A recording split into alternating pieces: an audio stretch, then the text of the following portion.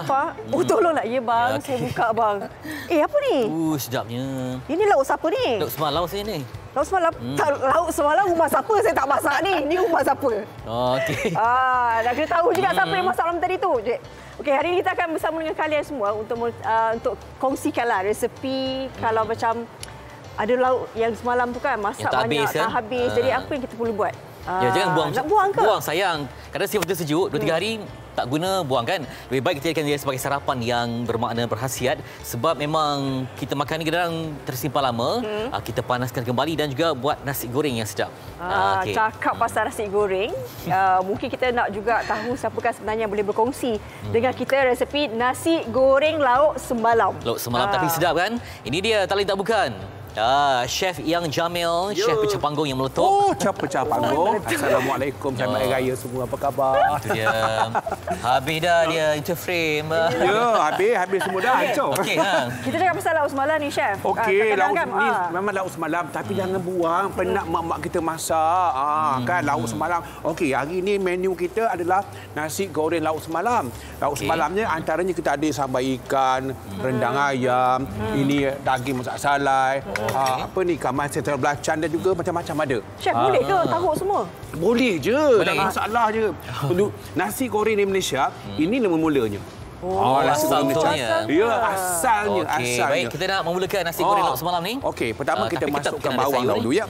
Bawang tu ada pun tak apa, tak ada pun tak apa. Bahan-bahan semua ada bawang. Kita masukkan bawang merah, bawang putih. Sebab ada yang dah ditumiskan. Ya, betul. Yang dah asal usulnya cuma kita nak menggoreng sahaja. Tapi kalau tengok kat bahannya ada yang rare juga ni. Ya, betul. Ni apa? Bunga santan. Ada. Kita masukkan telur. Kan. Dah betul bau dia. Sekarang ni kira chef macam sibuk lah menantu dan cucu kan. Mak, raya ni memang raya memang meriah. Oh, ya Allah. Paling meriah. Memang meriah. Walaupun balik raya kapal kansa berakor, buntut, panas jam-jam tapi tetap raya juga. Tapi rumah chef besok orang sebut lah kan sebab orang tahu pandai masak, pandai sedap. Ya, betul. Okey, kita masukkan bahan-bahan tadi. Ini adalah sambal ikan. Yang ini rendang ayam. Kita masukkan dalam ni. Masukkan dalam tu. Lepas tu kita masukkan sayur. Sayur semalam saya kacang. Jangan buang. Jangan buang. Yang ini daging masak salai. Jangan buang. Penat mak kita masak kan. Lepas tu kita ada ikan masin. Cantik. Masuk sikit. Masuk sikit dalam. Oh, ya Allah. Habiskanlah. Habis. Bukan. Betul, ada sayur belacan. Sayur belacan. Masuk sayur belacan dalam. Ya Allah, sedapnya. Macam campak kan tapi nampak sedap. Ya. Tengok tu. Itu dia. Ya, kan. Ni kat kedai tak jual ni. Tak adanya. Mak-mak kita kat rumah. Kena pula musim raya anak cucu ramai. Ini caranya. Kan. Raya pertama, kedua boleh makan lemang. Ketiga, keempat anak cucu ramai. Ini cara nak buat senang. Ini ikan seekor ni? Ni kan nasi. Okey. Apa ni? Awak memang senang kerja. Ni dia. Bila ada rumah kita anak cucu ramai. Ni tu awak makan ni? Ni dekat 20 orang kan? Itulah dia nampak. Kan. Jenuh lah juga ya. Okey. Chef cakap dulu, zaman dulu memang inilah asal nasi usul goreng. kan? Asal usul nasi goreng Malaysia ni dia je. Mak kita lah dulu kan, kat kampung nasi goreng kelapa boleh dia buatnya, semua dia boleh buatnya. Lepas tu kita masukkan segala apa yang ada. Sawinya, kantan. Kita masuk daun kantan, cili api, sawi. Okey. Supaya berkhasiat juga kan nak jamu anak cucu. Ada semua. Tadi dah lengkap, ada ayam, ada ikan, kemudian sayur. Kan? Masih bertenaga lagi ya? Kuat lagi alhamdulillah. Kena pula chef juga buat open house kepada anda nak rasa open house chef ataupun nak order chef nasi kuri ke apa ke tiaw kerang ke. Yang ni pun dah nampak mahal dah ni. Ya. Ini pun nampak best dah. Memang best kan. Kita masukkan. Jangan banyak garam sebabnya dalam tadi dah ada masin semua bagai kan. Ini air kicap lah. Oh, air kicap. Dah siap. Tengok tu. Dah siap dah. Nak letak kat mana chef ni ya? Tak lama. Ayan. Oh. Ni dia nasi goreng. Orang tambah ni. Nasi goreng lauk semalam. Lauk kita jangan membazir, jangan buang. Ni dia. Itu dia. Memang pecah panggung lah. Ya, memang pecah panggung. Okey. Tengok sangat. Untuk 20 orang makan. Itu dia. Dahsyat. Tak cukup dengan Memang sudut. bagi idea lah untuk siapa yang mungkin minggu ni ada lagi nak simpan nak datang rumah. Kita sempat balik kampung hari itu. Betul. Dah hujung minggu lah. Dah kan? siap ni dah. Sudah seorang chef masak ni dia punya adonan tu nampak. Mana dia pinggan jadi? Okey. Sini. Macam tu je. Oh. Anak-anak cucu sayang kat opah dia. Kan? Anak ramai. Kalau yang penting di rumah tu kena ada kuali besar macam ni. Yalah. Barulah anak menantu boleh tolong. Kan? Anak menantu pada sadar-sadar tu Betul ni sarapan kena pagi lah. menolong mak mentua ke dapur. Jangan biarkan seseorang. Kan? Ya, tak membazir kan? Ini dia menu nasi sarapan pagi yang pertama. Yang Boleh rasa? Boleh rasa? Boleh rasa? Pinggan tu ada? Saya takut. Boleh rasa? Okey, sebelum tu kita mungkin sebab masa yang tutup, nak teruskan menu yang kedua. Menu kedua kita adalah ketiau kerang purba. Purba? Purba. Purba ke purba? Purba. Kenapa purba? Purba. Dia pakai tangan ketiau kebal. kerang purba. Risau. Okey. Ketiau kerang purba. Okey. Sedap. Sedap. Tu dia. Ada TikTok ke? Oh, Ada TikTok ada? Apa? Ada TikTok ke sekarang? Adik. Okey. Adik S. Okey. Berapa telur? Biasa berapa biji telur kalau macam ni? Kita masukkan udang. Cili Kita giling masukkan telur, udang. Kita masukkan udang. Kita masukkan kerang. Tak, Chef, purba ni hak mana? Purba? Mana? Ada titik purba tu merujuk kepada apa? Purba ni yang masaknya remaja purba. Oh. Yang masaknya remaja purba. Kisah purba yang penting lahirlah ketiau purba. Macam bertenaga, siap sejahtera. Boleh lah. Okey. Kemudian kita masukkan ketiau dalamnya. Dalam cili giling tu dah ada garam gula semua?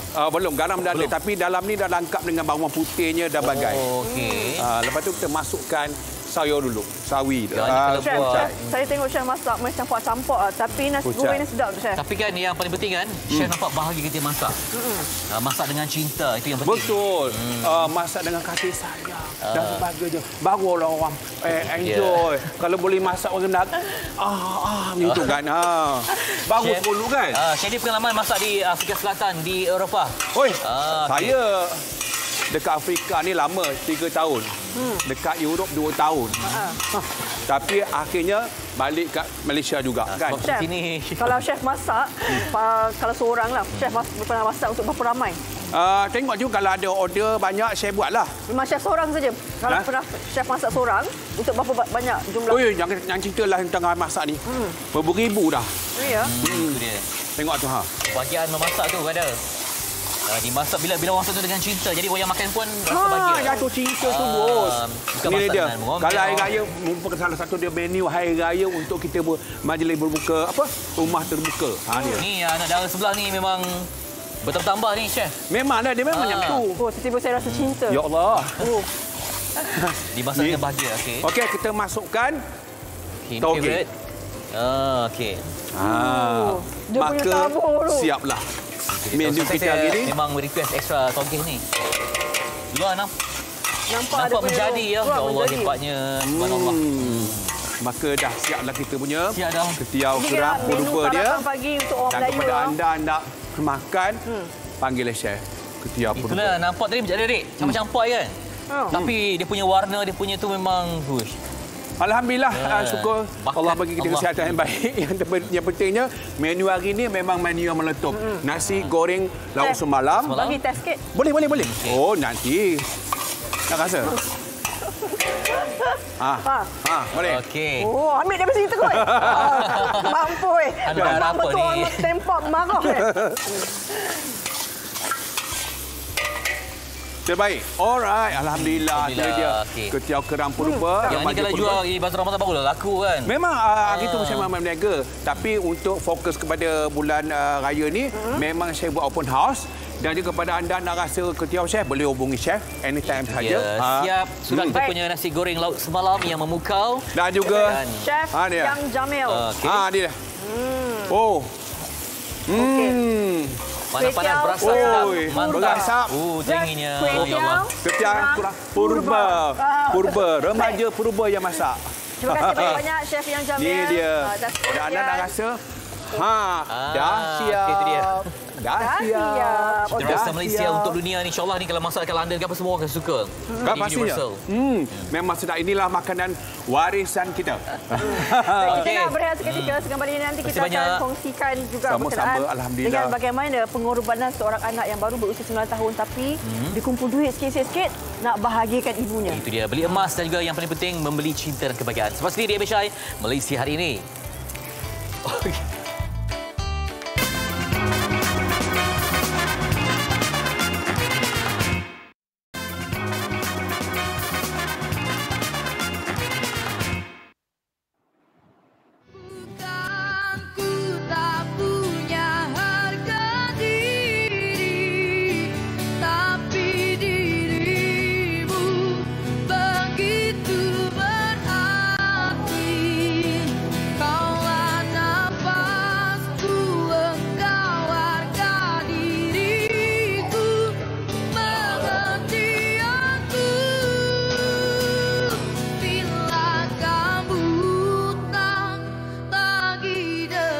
Dia saya terpukau dengan lagu tu memang sedap Surau Fariah Bukan belum lagi. Tapi itu dia sedikit yang kita kongsikan berkenaan dengan bagaimana pengorbanan anak baru berusia 9 tahun tapi telah pun hatinya terdetik dan melihat bagaimana besarnya pengorbanan seorang ibu tu dibalas duit raya dia kumpul sikit-sikit beli emas. Ada perancangan yang hebat sedangkan budak-budak memang dah tahu nilai emas semua tapi dia pun dah ada keinginan nak melihat ibu bahagia, ibu tersenyum cinta.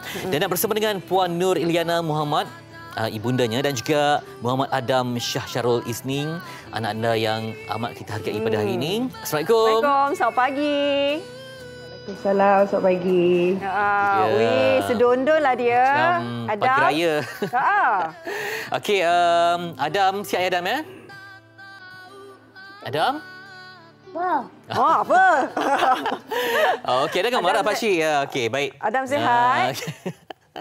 Alhamdulillah. Okey, Adam, sebelum kita sembang tentang emas ni, nak tanya Adam, kalau raya kan, apa kuih yang ataupun makanan yang Adam paling suka sekali?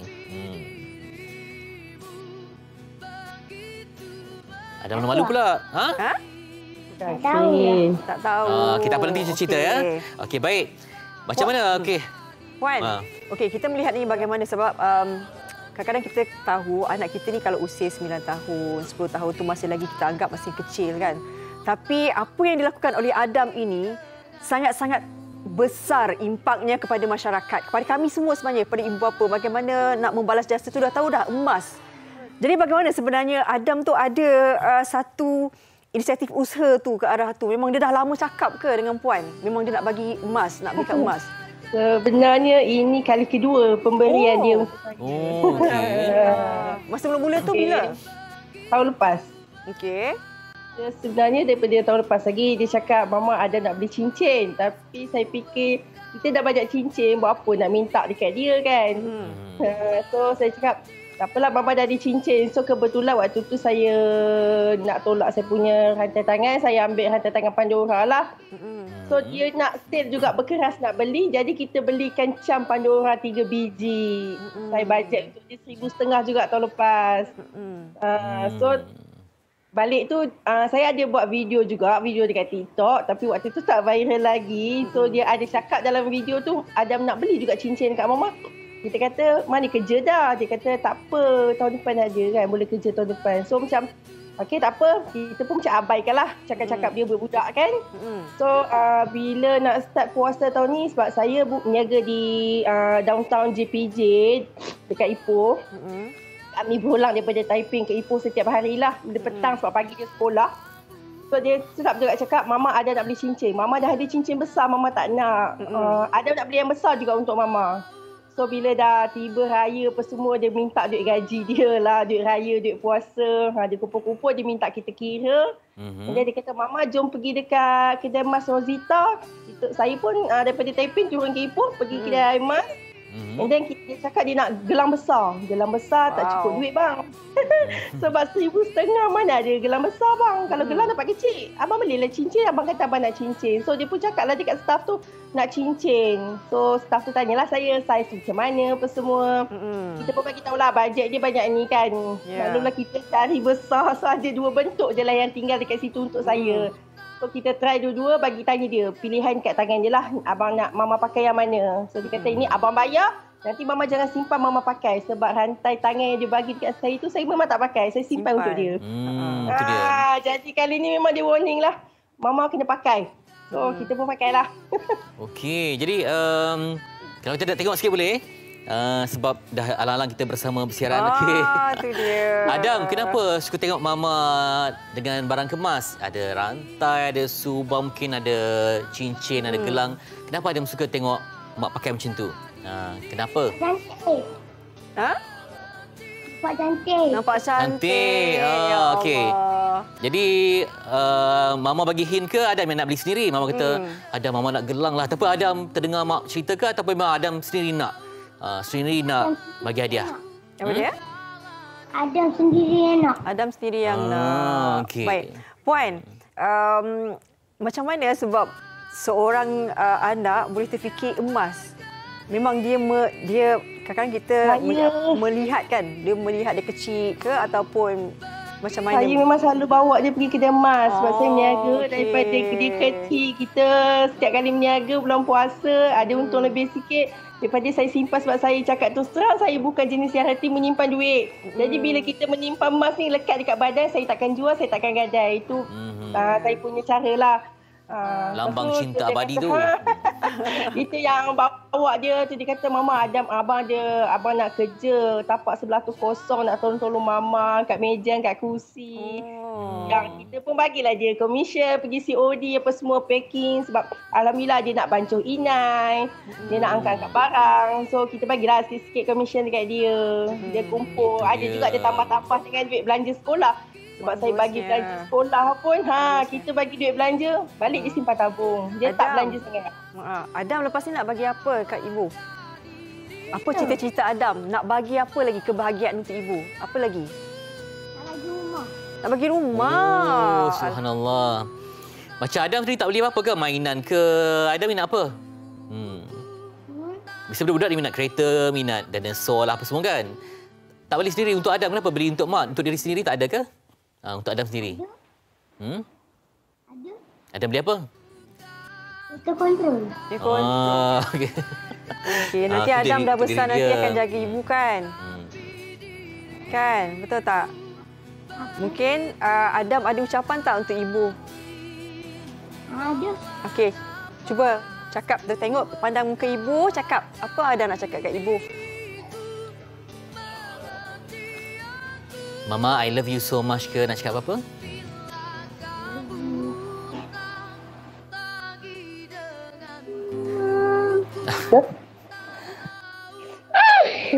Malu lah. Ikhlas seorang anak untuk ibu tercinta ya. 9 tahun. Emas tu itulah kita pun sebab pula bagi dia.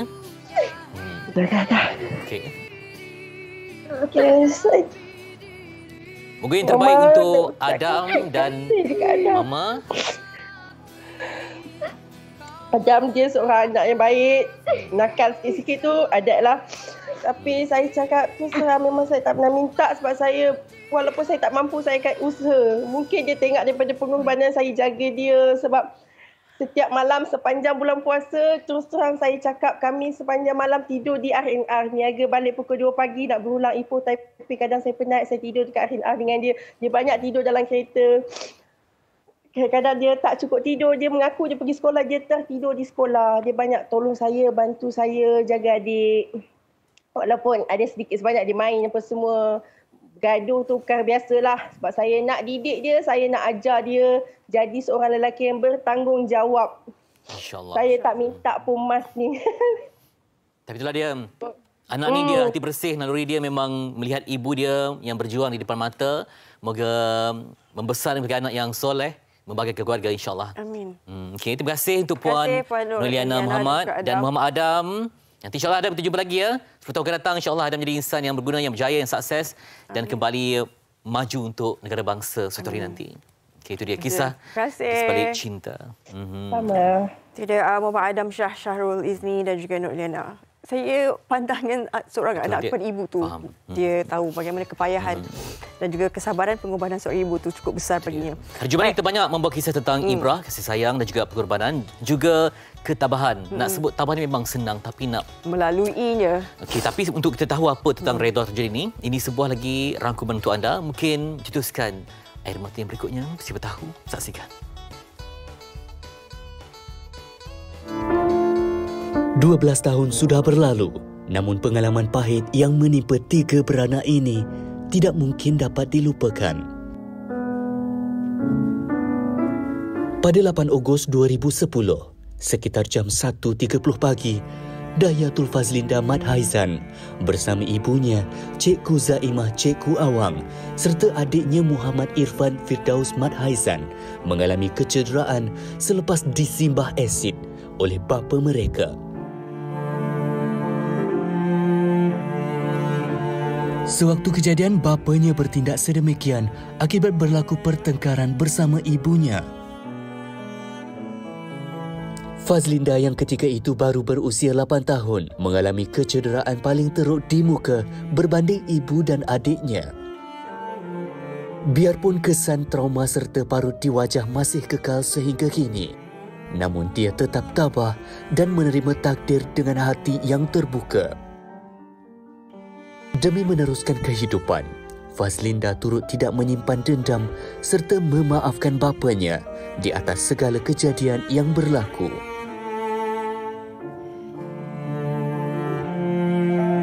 Baik, itu Kisah keluarga. 12 tahun yang lalu. Tapi pastinya ia meninggalkan kesan yang sangat-sangat mendalam sama ada kepada psikologi ataupun emosi mereka yang terbabit dalam tragedi ini. Kita nak terus bersama dengan mereka, Cikgu Zaimah Cikgu Awang, Ibu. Assalamualaikum.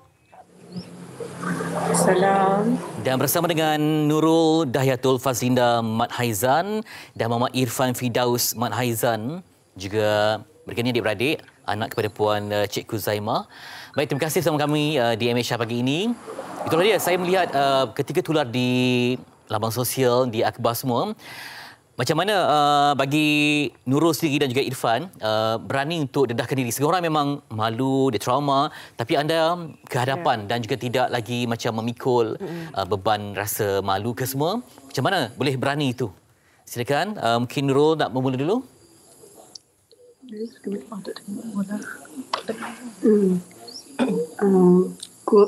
Kurang dengar lah. Kurang dengar. Okey. Okey, baik. Biasa kalau orang macam diuji begini, ada yang segan, ada yang malu kan, tak berani untuk tampil ke depan. Tapi bagi kisah ni dipaparkan di laman akhbar, bermaksud adalah kerelaan untuk berkongsi kisah iktibar ini. Macam mana boleh jadi seberani itu berkongsi kisah yang mungkin agak peribadi kepada orang luar? Silakan. Dengar ni.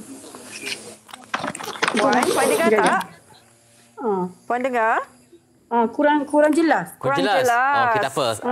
Okey, Okey. macam rasa macam mana datang kekuatan nak kongsi cerita ni kepada orang luar?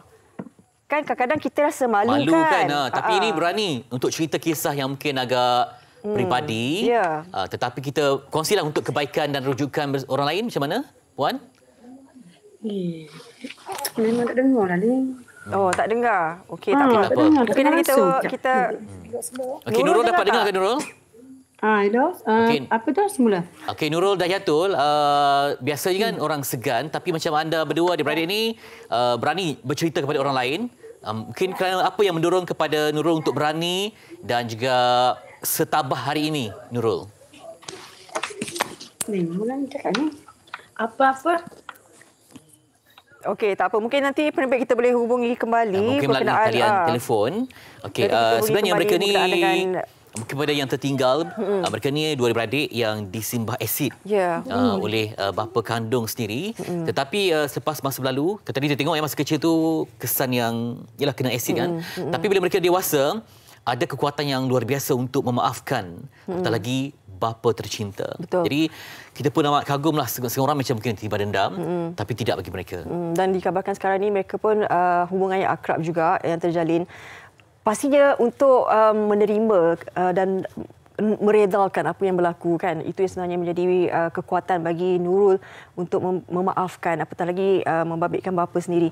Dan pernah tular juga Fetri pada tahun 2016 di mana sepatutnya Dayatul melalui satu pembedahan untuk memulihkan kembali kan apa yang berlaku. Tapi adik kata tak berjaya dan sebagainya, ada faktor-faktor tertentu. Tapi sebab tu sebenarnya nak tanya juga dengan Dayatul kan, sekarang dah berusia 20 tahun, jadi pastinya ada cerita yang mereka lalui kan, membabitkan adik-adik yang lain. Kalau tengok kan, Dayatul lah sebenarnya yang banyak mendapat kesan yang teruk juga di wajahnya berbanding dengan adik-adik yang lain.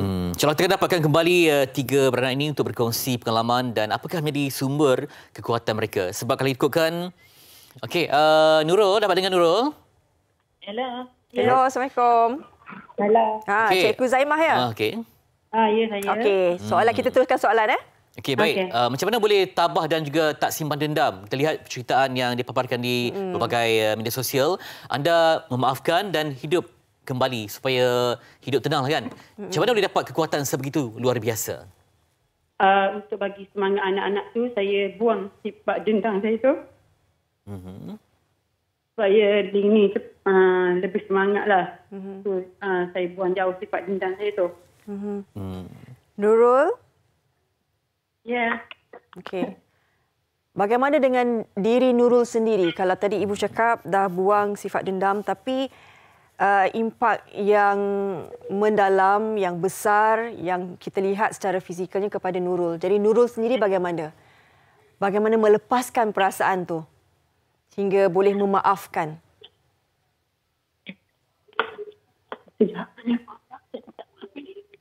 Sejahat mana pun ayah kita, dia letak ayah. Okey, baik. Tapi Nurul, sebab ni dah lama, Nurul membesar dalam keadaan mungkin orang tengok kan, bila pergi keluar, tengok kenapa ni? Nurul mungkin pernah awal dulu, masa kecil pernah tak rasa macam malu ke, kawan-kawan ejek ke, tapi macam mana Nurul dah biasa, dah lali dah. Apa yang Nurul buat supaya Nurul kuat sampai hari ini? Mungkin Nurul ceritakan?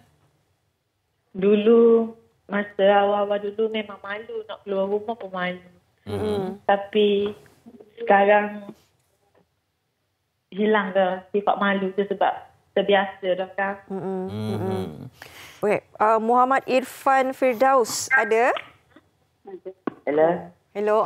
Macam cikgu tanya kehadiran anak. Itulah dia. Okey, Irfan pula bagaimana? Kan sebab Irfan juga antara yang terkesan juga kan. Bagaimana Irfan sebagai adik bagi semangat pada kakak, pada keluarga untuk meneruskanlah kan, maknanya tak apa kita bina hidup baru, mungkin ini dah takdir Allah. Betul.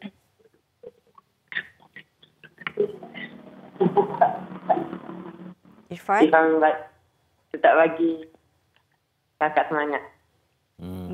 Kalau hari ini kalau orang tanya Irfan masih lagi sedih ke, dah tak ada dah perasaan sedih tu? Tak ada dah. Tak ada dah.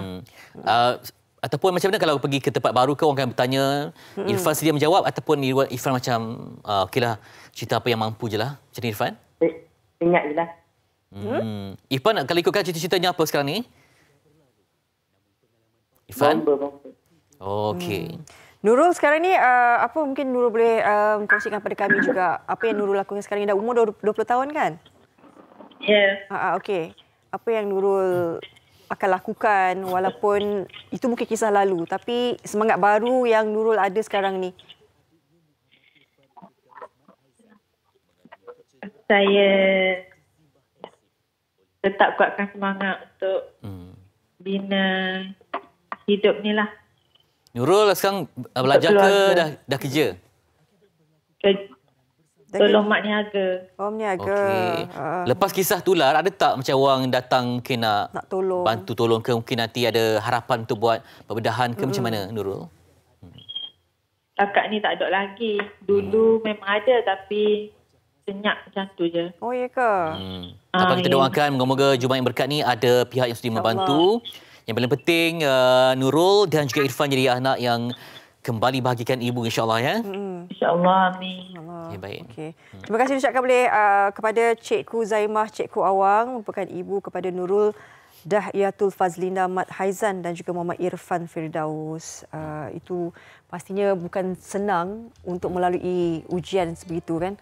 Tapi walaupun alhamdulillah Allah tu kadang-kadang kuasanya lebih hebat untuk menukarkan perasaan dendam, perasaan sedih dan sebagainya kepada satu kebahagiaan sebab yang lain. Kita pun kena terima hakikat nanti mereka membesar nak berumah tangga semua. Kita harapkan ada insan-insan yang baik yang tidak melihat kepada sebegitu tetapi melihat pada hati dan akal budi, insya-Allah.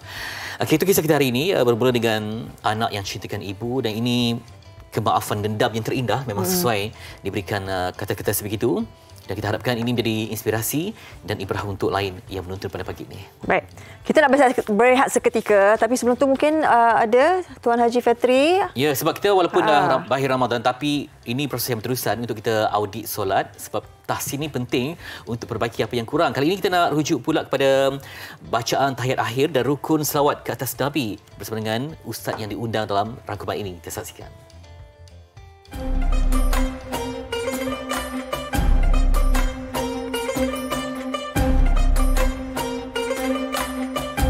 Okey, untuk kesilapan seterusnya kita nak fokuskan kepada tahiyat akhir yang mana antaranya mempunyai tasyahud iaitu kita kena menyaksikan tiada Tuhan melainkan Allah Subhanahu Wa Taala.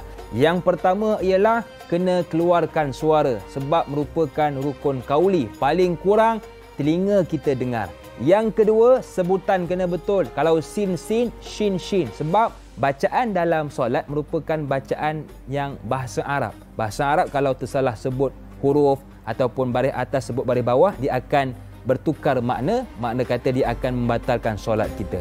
Dan yang ketiga, bacaan itu perlu berterusan. Tak boleh kita stop dalam tempoh yang panjang. Sebab apa?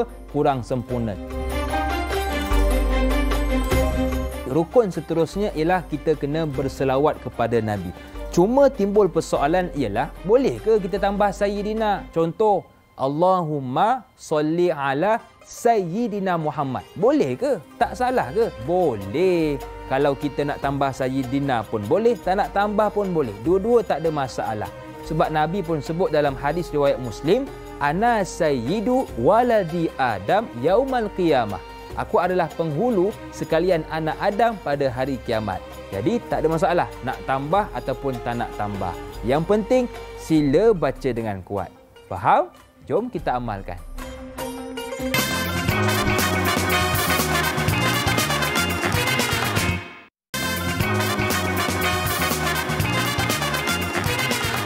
Kembali dalam MSI Jumaat yang bermain, tenang dan bahagia. Kita nak berkongsi tentang Syawal dan keberkahannya bersama dengan Ustaz Syed Abdul Kadir Al-Jufri, seorang pendakwah. Assalamualaikum Ustaz. Waalaikumsalam warahmatullahi wabarakatuh. Ceria wajah dari pulau Mekah Madinah ya. Alhamdulillah.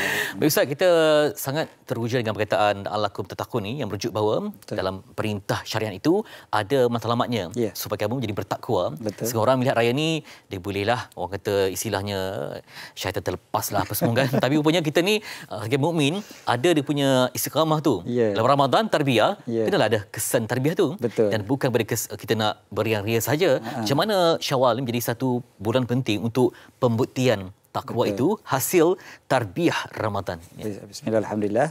Fitri dan juga sahabat-sahabat penonton MHI, kita Ramadan ni kalau kita fikir-fikirkan dia seperti pokok yang telah kita tanam, dia dah mula subur kan. Kita dah mula nampak macam dah nampak hasil dah kan. Sekali tiba-tiba kita biar je, ataupun bukan setakat biar, kita pijak-pijak pula lagi kan, kita hancurkan pokok tu kalau kita tinggalkan begitu saja Ramadan. Maknanya Ramadan ni sepatutnya dia menatijahkan buah yang ranum ataupun bunga yang wangi kan, sepatutnya dia ada hasil dia. Jadi memang best lah Ramadan ni, sepatutnya begitu. Tetapi bila Syawal tu kita tinggalkan terus, kita habis terus, bayang kita hilang, kita punya bacaan Quran kita hilang, sedekah kita jadi kedekut dah kan, sebab banyak bagi duit raya kot hari tu kan. Jadi habis terus dan sebagainya, akhirnya seolah-olah kita tak dapat sesuatu daripada Ramadan. Sedangkan perkataan Syawal itu sendiri, kalau kita perhatikan asal maksud Syawal ni, orang Arab dinamakan Syawal ini kerana maksud Syawal itu adalah unta yang memberikan susu kepada anaknya. Jadi di sana bermakna Syawal ni dia ada satu kepemurahan dia sendiri. Dia pemurahnya Syawal ini. Asalnya begitu, asalnya. Tetapi akhirnya nampak macam dia ada kaitan. kaitan antara Ramadan dengan Syawal, maknanya Ramadan tu memang kita dah usahakan sebaik-baiknya, Syawal kita akan dapat hasil yang terbaik. Dan kadang-kadang ramai orang tanya, dia kata, Ustaz, betul lah Ramadan senang lah sebab Ramadan kita puasa. Lepas tu orang semua pun pakat pergi masjid dan sebagainya. Bulan Syawal ni ialah open house sana sini kan. Dia puasa 6 pun, ya Allah kan, nanti minggu terakhir baru nak kelar kabut nak puasa 6. Jadi mungkin rasa macam susah juga, macam mana kita nak teruskan. Ada satu cara adalah cara para ulama salaf adalah mereka sentiasa memikirkan tentang Syawal yang lepas. Apa kekurangan-kekurangan yang ada pada bulan Syawal yang lepas, macam mana aku nak improve. Selalu fikir macam tu. InsyaAllah Ramadan kita akan, Syawal kita akan jadi lebih baik. Jadi ancaman kepada takwa ni ialah godaan nafsu lah. Sama ada nafsu yang duniawi, nafsu syahwat semuanya. Memang lah sebab orang semua dah tak berpuasa kan. Yang ada pun mungkin puasa 6. Jadi macam mana untuk kita memastikan ada amalan yang dapat menjaga akhlak dan kebaikan kita selain daripada puasa 6, apalagi yang mungkin Ustaz sarankan supaya kita ni berdampingan dengan orang yang soleh, sekeliling yang baik, Ustaz. Betul, itu yang kita sebutkan tadi. Bila Ramadan, sekeliling kita bagus, sekeliling kita semua puasa, masjid meriah dan sebagainya. Tapi Syawal kita perlu juga teman-teman yang baik, dan salah satu daripada caranya adalah kita selalu kena pergi masjid juga. Hanya dalam bulan Ramadan kita pergi masjid. Bulan Syawal jangan tinggalkan masjid terus, jangan tahun depan baru jumpa tangga masjid balik. Dan begitu jugalah dengan institut tahfiz contohnya. Ada pelajar-pelajar kita yang menghafal Quran dan sebagainya. Kita cuba tolong mereka. Sedaya upaya kita bantu mereka. Mudah-mudahan ada doa-doa daripada mereka. Doa-doa daripada mereka ni memang kita perlukan sangat-sangat, Fitri. Kalau kita kadang-kadang kita rasa macam, bukan rasa, memang kita tahu kita banyak dosa. Tadi kawan saya mesej, dia dari Madinah, dia bawa anak dia kecil lagi. Dia pergi dekat Masjid Nabawi tu, dia minta anak dia yang mendoakan. Tu saya tanya kenapa? Dia kata sebab anak saya dia tak ada dosa, tak macam saya. Jadi saya minta dia yang tolong doakan. Jadi dia tag saya dekat Instagram tu, dia kata Allah kan seronok dapat doa daripada seorang kanak-kanak. Begitu jugalah dengan pelajar-pelajar tahfiz kita. Itu dia. Jadi di Mihrab ni mungkin banyak aktiviti yang mendorong kepada itulah untuk mencapai takwa dia. Sebab saya rasa pakaian yang paling mahal sekali lah takwa ni lah. Betul. Semua orang boleh mampu untuk memakainya. Jadi Pertubuhan Mihrab datang untuk membantu kita sebenarnya untuk menyampaikan kita punya sumbangan dan sebagainya supaya satu pembuktian takwa juga. Pembuktian bahawasanya Ramadan telah memberi kesan kepada kita. Iaitu sedekah kita bukan berhenti pada bulan Ramadan saja, tapi terus menerus bulan Syawal, bulan Zulkaidah, terus menerus. Kita terus menyumbang, terus berinfak, dan salah satu daripada tempat yang paling penting untuk kita infak adalah di masjid, dan ada di gambar kita di skrin TV kita sekarang ni, masjid di Sungai Choh Rawang, Masjid Nurul Islamiyah, yang sangat memerlukan bantuan daripada kita. Memang tiap-tiap bulan kita tengok tiap-tiap minggu setiap Jumaat ada tabung Jumaat tu ada, tapi tabung tu guna untuk baik pulih masjid aja. Jadi kita perlukan dana yang besar, kita memerlukan 12 juta ringgit untuk membina semula masjid Nurul Islamiyah Sungai Choh Rawang ni. Jadi insya-Allah apa yang tertera di skrin TV kita sekarang ni, ada website infakmihrab.com, ada nombor telefon yang tertera. Insya-Allah kita gunakan betul-betul, manfaatkan. Lagi-lagi hari ni hari Jumaat. Hari ni Jumaat kedua bulan Syawal kan, ada lagi 2 Jumaat je lagi. Kalau kita tengok, ya Allah cepatnya masa berlalu. Betul, masa berlalu begitu cepat. Umur kita ni pun sebenarnya cepat sangat berlalu. Kita pun tak tahu bila akan berakhir. Jadi mudah-mudahan dengan keberkatan hari Jumaat hari ini, kita manfaatkan sebaik-baiknya. Pertubuhan Mihrab datang untuk membantu kita menyampaikan kepada pihak-pihak yang memerlukan, khususnya masjid-masjid dan juga institusi tahfiz. Dan dulu kita SOP semua kan PKP, jadi banyak bersendiri. Sekarang ni dah boleh berjemaah. Seruan Ustaz supaya bersatu, berpadu dan juga berjemaah untuk mencapai matlamat yang murni dan membawa kepada takwa yang kita impikan. InsyaAllah. Kerana takwa ni dia tidak terhasil secara bersendirian. Nabi SAW seorang yang paling hebat, tetapi baginda juga sentiasa bersama dengan sahabat-sahabat. Ada para sahabat yang hebat-hebat yang membantu baginda. Masjid adalah satu institusi yang betul-betul menjadi tempat kita kata tumpuan, bukan sahaja tumpuan itu untuk sekadar nak sembahyang, tapi memang sama-sama membina iman, sama-sama membina takwa. Kita kan, kalau kita tengok orang baik, nak tak nak baik tu akan ada juga sikit terpalit pada kita. Kan dia akan terkias juga yang disebutkan oleh Nabi SAW seperti bersama dengan penjual minyak wangi. Kan saya duduk satu rumah dengan penjual wangian, wangi je sentiasa rumah kan. Jadi selalu jadi wangi. Begitulah yang kita nak. Bila kita ke masjid, insya-Allah kita juga jadi bertakwa. Itu dia semua tersebar keindahan dan juga kemuliaan Salim. InsyaAllah. Okey Ustaz, nanti lupa kita lawati di www.infakmirab.com untuk info yang selanjutnya demi membina masjid dan menjadi rumah Allah yang mulia. Terima kasih pada Ustaz Syed Qadir Al-Jufri, pendakwah kita berkongsi hari ini. Biru yang melambangkan sebuah semangat baru untuk kehidupan yang bertakwa insya-Allah. Dan nanti bersama pula dengan Fariha yang sedang mengimpikan sebuah kemuliaan pada usia yang indah. Dia Syai selepas ini.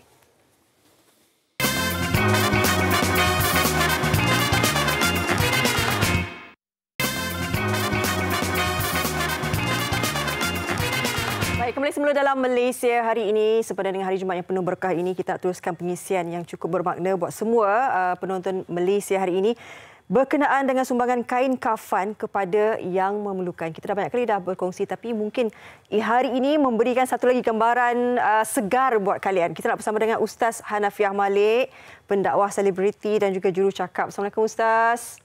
Waalaikumsalam warahmatullahi wabarakatuh. Baik Ustaz, berkenaan dengan sumbangan kain kafan, mungkin Ustaz boleh terangkan lebih jelas kepada penonton Malaysia hari ini. Alhamdulillah, semulia-mulia hari Jumaat, semulia-mulia Nabi Muhammad. Jom kita bersedekah, jom kita selawat. Mudah-mudahan hidup kita selamat dan berkat. Alhamdulillah. Tuan-tuan dan puan-puan muslimin dan muslimat yang dirahmati Allah, hari ini kita dengar orang mati. Esok lusa orang dengar kita pula mati. Hari ini kita melihat orang dikapankan sebab dia mati.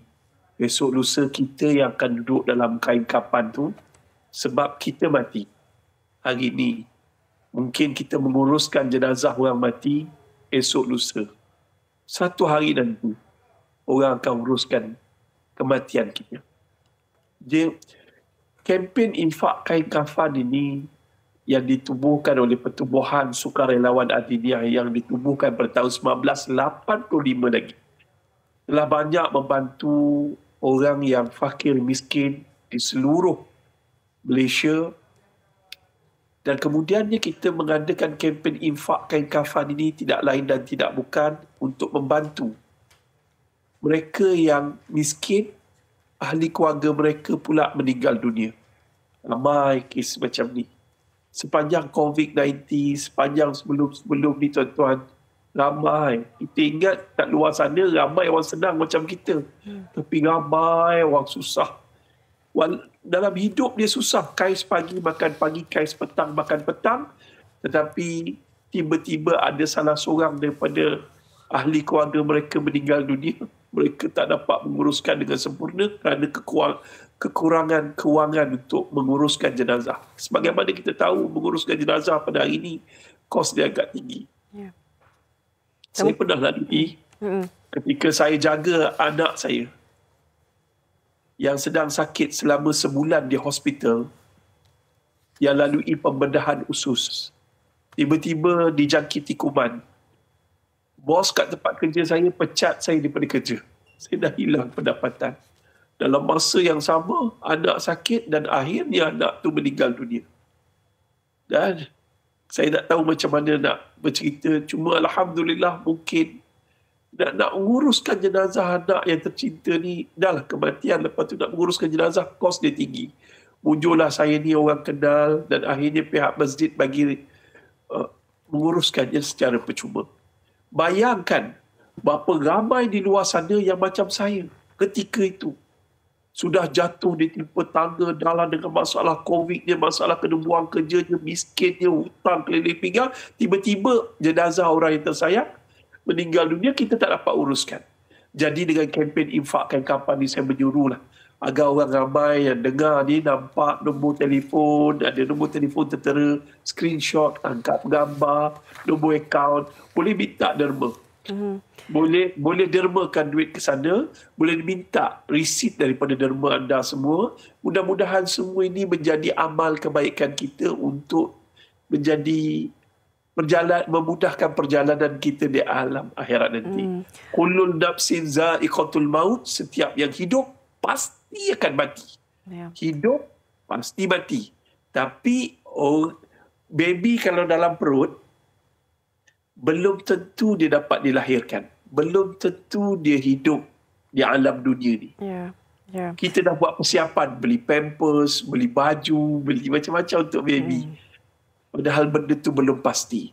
Tetapi yang hidup pasti akan mati. Rebutlah peluang ni, tangkaplah gambar ni dan kemudian tuan-tuan dan puan-puan hubungi nombor telefon tertera, nombor akaun ada. Saya doakan semua penyumbang dikurniakan syurga yang hampir dengan Rasulullah Sallallahu Alaihi Wasallam, terutamanya pada hari Jumaat ni. Mudah-mudahan amalan kita diterima oleh Allah. Amin. Ustaz, mungkin ada juga yang tertanya-tanya bila kita kata kempen kain kafan kepada mereka yang memerlukan ini kan. Mungkin dipersiapkan ke semua barang-barang ke ataupun kain kafan saja ke? Pastinya ada bahan-bahan yang lain ataupun barang-barang yang lain yang secara lengkaplah dalam pakej tersebut. Kain kafan ada 3 helai, dah tak perlu gunting. Saiz dia memang saiz yang sempurna. Dan kemudiannya kita ada lengkap dengan 20 item pengurusan jenazah. Sebab bila mati anak Adam ni, kita kena uruskan jenazah tu secepat mungkin.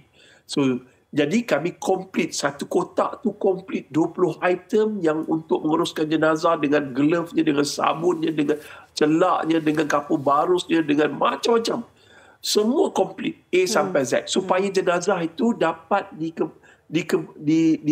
dikafankan dan dimandikan, disolatkan dan kemudiannya dikebumikan dengan segera. Sebab tak baik kita menangguh-nangguhkan mengurus jenazah ni. Wallahu a'lam. Baik, mungkin sekali lagi Ustaz boleh kongsikan bagaimana untuk orang ramai sama-sama bersama dengan kempen sumbangan kain kafan ni, infak kain kafan ini? Pertama, saya menyeru orang ramai ambil gambar ni. Angkat gambar di skrin kaca TV ni dan kemudiannya tuan-tuan dan puan-puan hubungi nombor telefon tertera ataupun terus masukkan duit ke dalam akaun yang telah kita Pertubuhan Sukarelawan Adiliyah. Dan kemudiannya apa yang berlaku, saya ambil satu hadis Nabi Muhammad SAW, iaitu mereka yang suka bersedekah. Mereka yang suka bersedekah dicintai Allah, disayangi makhluk, dekat dengan syurga, jauh dari neraka. InsyaAllah saya doakan yang terbaik bagi semua penyumbang yang melakukan sumbangan pada hari Jumaat yang umpama pahalanya bersedekah dalam bulan Ramadan. Amin. Terima kasih banyak-banyak Ustaz Hanafiah Malik di atas perkongsian ini. Sama-samalah kita, informasi telah diberikan secara cukup. Jadi sama-sama kita bersama untuk menjayakan kempen dan membantu mereka yang memerlukan ini. Terima kasih sekali lagi Ustaz Hanafiah. Assalamualaikum. Waalaikumsalam warahmatullahi wabarakatuh. Baik, kita nak bersama dengan Fetri Yahya. Ada sedikit perkembangan nak dikongsikan, saya nak bergerak ke sada. Silakan Fetri. Kini berkaitan dengan pertemuan Perdana Menteri Malaysia Datuk Seri Sabri Yaakob, pemimpin ASEAN lain bertemu Biden di Rumah Putih. Antara lain, mereka membincangkan tentang hala tuju hubungan Amerika Syarikat dan juga ASEAN yang turut dihadiri oleh Sultan Brunei, Sultan Hassan Al-Bolkiah, Presiden Indonesia Joko Widodo, Perdana Menteri Singapura Lee Hsien Loong dan juga Perdana Menteri Kemboja Hun Sen untuk sebuah matlamat yang tercapai dalam hubungan ekonomi dan sebagainya. Diharapkan juga ini satu lagi usaha dunia sebenarnya untuk mencapai mungkin ada permasalahan yang berkaitan dan mendapatkan penyelesaian terbaik kepada semua isu. Baik, ini dia. Okey, antara rangkuman penting dalam kita membawa nama Malaysia dalam mengukuhkan hubungan diplomatik dengan Amerika Syarikat. Okey. Mungkin boleh kita lihat perkembangan COVID juga. Okey, ada berita harian. Maaflah ya, makcik ni. Okey, ada di sana? Maaf. Okey. Tolong. Warga tua. Tak apa, okey. Memang warga tua pun. Okey. Sebentar ya, saya tengok di berita harian.